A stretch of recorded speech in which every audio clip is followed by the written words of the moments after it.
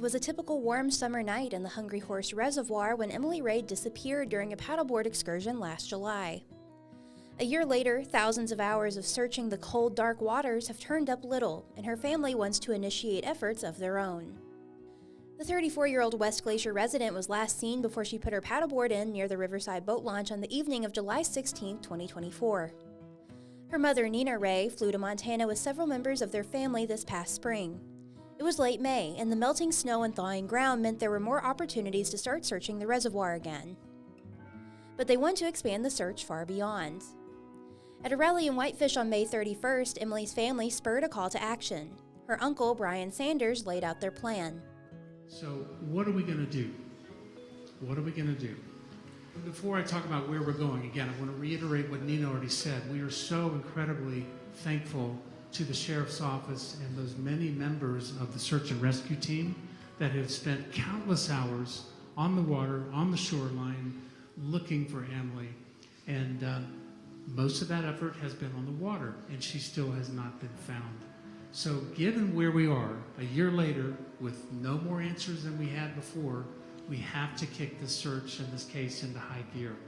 And the way we're going to do that is by really focusing on two things at this turning point. One of those things is to hire a private detective.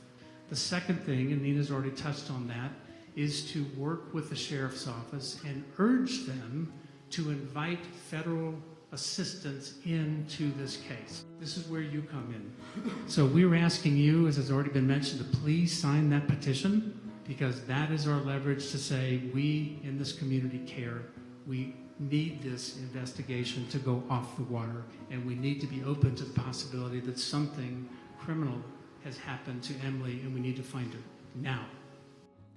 Emily's vehicle was found at the Riverside boat launch area on July 17th, along with her paddleboard, which was discovered upside down in the Flossie Creek area, more than 2 miles west of the boat launch, with her paddle assembled and stowed. Emily, who spent part of her childhood in Massachusetts before moving to Georgia, has lived all over the U.S. Her work as a speech pathologist led her to Northwest Montana, where she got a job at the Scola School in Whitefish just before the pandemic hit. She's also pretty handy. Emily helped renovate and manage a rental property near Half Moon Lake with her friends, getting involved in many facets, from landscaping to appliance repair. A lover of the outdoors, Emily enjoyed hiking, camping, and being on the water, as she spent several summers net fishing in Alaska. She was often seen with her beloved dog Hugo, who was taken in by some friends following her disappearance. The Flathead County Sheriff's Office and other agencies have spent thousands of hours looking for Emily. That effort included canine units, divers, volunteers, and boat and ground teams last summer. The search also employed sonar, underwater robots, drones, and a tube air helicopter. Investigators took the opportunity to search with dogs in May while the water in the reservoir was still low at its winter pool, according to Sheriff Brian Haino. They again brought in sonar and side-scan sonar, which is used for detecting objects on the floor of a body of water. Haino said searching the reservoir comes with challenges. Because it's a river valley that was backfilled by the Hungry Horse Dam, there are extreme variations in depth and an underwater landscape of stumps and felled trees on the muddy bottom. Haino said the search has already received aid from federal agencies. His team is working with the Department of Homeland Security to access Ray's laptop. While Emily's family expressed gratitude toward the Sheriff's Office for the ongoing efforts, largely focused on the water, there are still details about the case that don't sit right with those who knew her, as her mother Nina explained.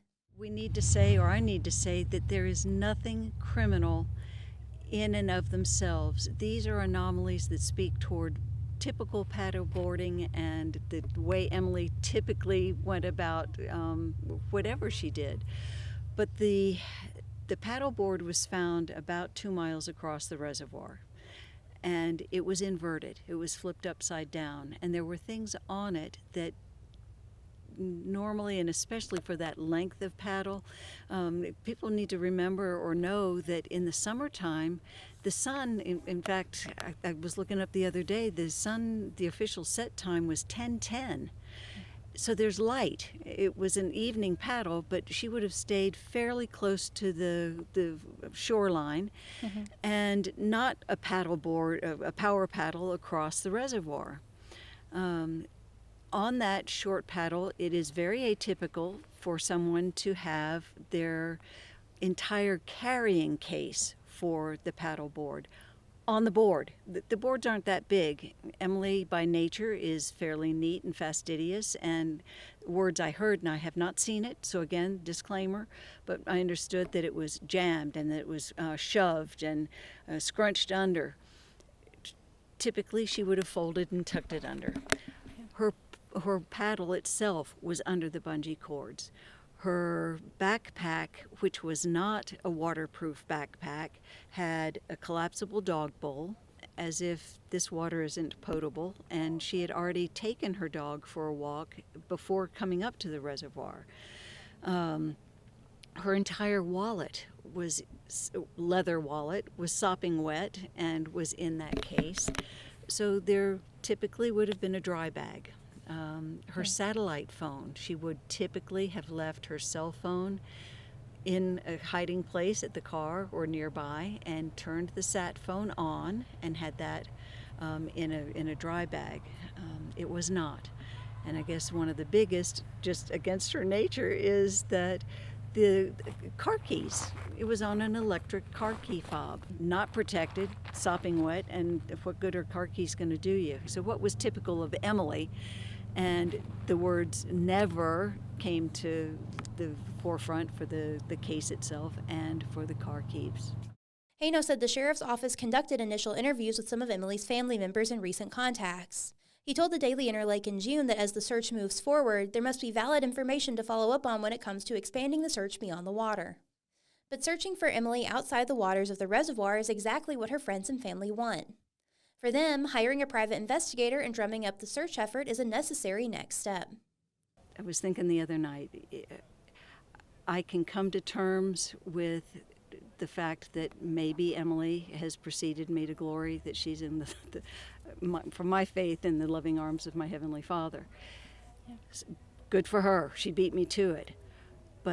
And I could live with that, sad as it is, and as much of a void as it would take to fill, because she and I are very, very close. However, I could not live with myself had I not turned over every one of these rocks, theoretically speaking, to see where those theories have led. And we're not capable of doing a full investigation. That's for the professionals. So we're going to find the very best we can, and that takes funding. So we find ourselves full circle back around, needing to ask for those that can to help with the funding as well as the petition signing. Nina said in July the family found a private investigator who began work immediately. She said the selection process took a while, but they are confident in his work history, skill set, and methodical approach. She said, quote, "His work will compound on what the sheriff's office has gathered while broadening the scope of the search off the water, with the foundational idea of foul play," end quote. He will be investigating the anomalies that Emily's friends and family see in her case, which Nina is hoping will turn up something of substance to bring in more federal investigators. Meanwhile, the sheriff's office has continued searching with sonar in the reservoir, including bringing in a side-scan sonar boat. In June, Gene and Sandy Ralston's underwater search and recovery team brought the couple's side-scan sonar boat from Idaho to aid in the search for Emily. The Ralstons are retired environmental consultants who specialize in water-related environmental issues. Gene Ralston said they've conducted fishery inventories, hydrographic surveys, and suspended sediment sampling, and after adding side-scan sonar, eventually adapted it to help look for drowning victims. Side-scan sonar is capable of seeing much more underwater than regular sonar. Side-scan sonar is a process whereby the transducer transmits a pulse of sound out into the water and images things on the bottom. And software processes the return signal into a plan view of the bottom, and depending on the nature of the bottom, it'll show sand, mud, or rocks and logs and all kinds of stuff on the bottom. We've imaged things as small as beer bottles with the equipment. The Ralstons travel all over the U.S. and Canada to aid in searches. The Hungry Horse Reservoir compares to other similar bodies of water they've used the side-scan sonar on. There's a lot of debris and trees and stuff left on the bottom, but it's, for the most part, this is a lot cleaner as far as trees go than other man-made reservoirs. There are some areas that are steep, rocky slopes, which are problematic, sometimes difficult to search. what you see underwater is pretty much what you see out of the water. So these rugged mountains go all the way down to the bottom in some cases. So it makes it difficult. Sonar efforts include mapping the bottom of the reservoir and ruling out any objects that look like it could be a body, either through the sonar image or by sending a remote-operated vehicle down to get a closer look. The Ralstons stayed for about a week in June, finding no trace of Emily on this trip. The search ended a day early due to the snow the area got on the summer solstice. The petition to bring in federal investigators into the fold has more than 5,000 signatures, according to Michaela Schwartz, Emily's longtime best friend who runs the social media pages and website eyesforemily.com. Their friendship goes back to when they were freshmen in college at a Massachusetts liberal arts school. Paired together as roommates, Michaela said it was clear they would become inseparable. Their friendship got them through some hard times. Michaela said after graduation, her partner died unexpectedly. And Emily was at a wedding when she found out, and she basically like drove across the country to be with me, and pretty much like held me through grief in a pretty significant way. She spent that whole summer with me. Was not her plan. Or maybe no, actually I think she did end up going to Alaska, but she basically she upended her plans to support me through this really intense time. And then 6 months later, I basically was like, she had gone to work and live in Virginia at that point, and I was like, I need you. And she once again packed up her stuff, drove up the coast, moved in with me, and stayed for a year and a half. So it's yeah, she's just like, she has been that person for me, of like closest thing I have to a sister. So when news of Emily's disappearance started to sink in, it was a given that Michaela would be there for her friend in whatever way possible. She remembers the day she found out Emily was missing. After being with a client all day, she plugged her dead phone into charge, which came alive with a ton of notifications. Michaela then saw she had a missed call from Nina. And I could tell from the tone of her voice that something was wrong. And I went right into like my own kind of trauma response mode of like, okay, for right now, put your feelings over here, and you got to get inside, sit down, put your stuff down, call Nina back.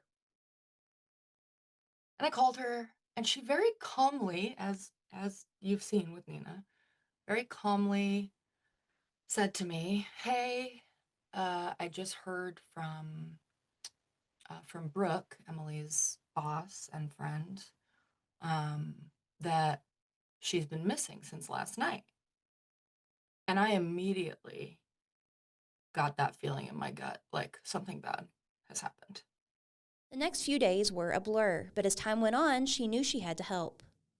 I sort of, without even meaning to, I sort of became this like command center all the way in Massachusetts. Like, there's a picture of me sitting on my couch with 3 different computers, like just fielding phone calls and texts, and do we set up, how do we communicate with people, and like everybody's asking questions, and I wanted to protect Nina from being just having an onslaught of phone calls, because I'm like, she's got to focus on what she's doing, so we have to think about a way to keep core people in the loop. Michaela has a career in communication, so using the tools at her disposal, she started the social media pages and website. That effort started with a shared online document that she updated daily, but when it was being viewed by up to 300 people, she realized they needed to lock down access. Soon after, they created their Facebook page to post sign-ups for volunteer searches. Then began the mission of getting Emily's missing persons poster out. Michaela said although most of the responses online were from people who were open-hearted and eager to help, managing the social media page was not always an easy task. She said making sure people don't forget Emily's case is one of their main goals this summer. One of Emily's friends in the Flathead Valley, Alexis Ehlers, organized a paddle out on July 12th to bring awareness to her disappearance. Ehlers worked with Emily at Half Moon Lake and remembered her work ethic. Oh, she was such a hard worker. She was so responsible. She always had everything together. Always had such a positive, joyful spirit, and was always smiling and, appreciative when I came out there, and she'd greet us with a smile every time. Yeah, she was just very personable and so smart. She was always going. Yeah, I would never see her like really sit down and rest. Whenever we were out there, she was constantly, gardening or cleaning or picking up around the property. She hoped the gathering would help community members connect with each other while reminding them of the search. Well, if Emily was here with us right now, this is what she'd be doing. It's one of her favorite things, and, she loves being out in nature and the water. She grew up fishing and boating, and, it's just something like an act of love that I think will bring everybody together to connect and kind of rejuvenate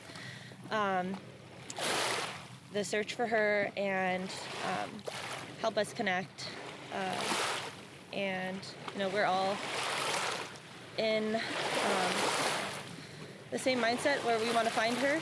And so with this paddle out, I think it'll spread a lot of awareness, and it'll be a good positive gathering for her friends and family. Michaela said Emily's friends and family know there is a logical end that will come with searching, whether it comes to the winter weather setting in again or the conclusion of efforts from local law enforcement.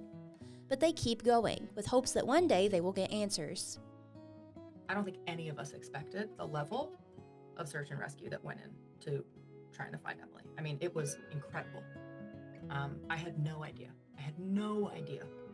that much attention would be paid and that many people would care. I mean, it was like, I'm getting chills, just like, it was incredible. And I feel like I can't really describe it in words, like how much that means to me. To know that many people who don't know Em were out there, like, we gotta find this girl. Yeah. Those interested in getting involved with the search for Emily Rea should go to eyesforemily.com. Officials urge anyone with information regarding Rea to contact the Sheriff's Office at 406-752-TIPS.